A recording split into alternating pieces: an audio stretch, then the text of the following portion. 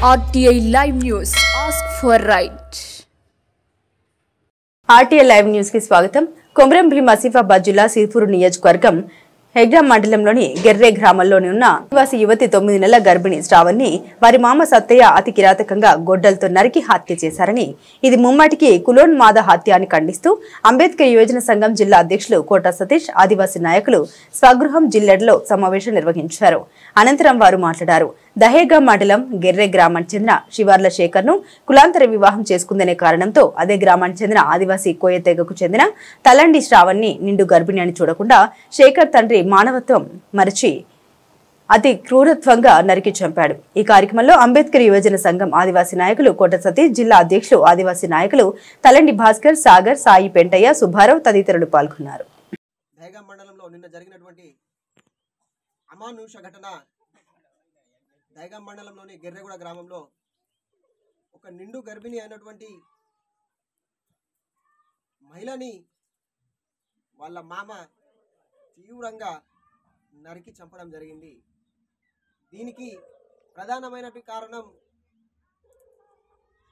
కులాంతర వివాహంగానే మేము అంబేద్కర్ యువజన సంఘం, కొమరం భీం యువజన సంఘంగా మేము దీన్ని పరిగణిస్తూ ఉన్నాము. ఇవాళ గ్రామాలలో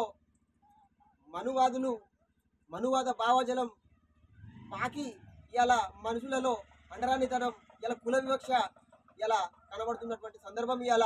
కానీ దీన్ని చూస్తే నిదర్శనం, దీన్ని చూస్తే పటిష్టంగా కనిపిస్తూ ఉన్నది.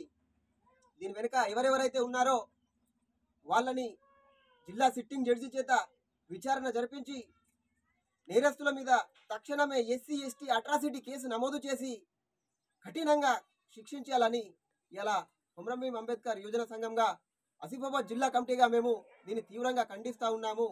శిక్షులు ఎవరైతే ఉన్నారో ఇంత జాలి దయ దక్షిణ లేకుండా నిండు గర్భిణి అయినటువంటి మహిళని సొంత మామ ఎంత దారుణంగా నరికి చంపినటువంటి సందర్భం ఇలా ఉన్నది. కాబట్టి ఇలా వెంటనే అతన్ని ఎస్సీ ఎస్టీ అట్రాసిటీ కేసు కింద వెంటనే ఆయనని అరెస్టు చేయాలా.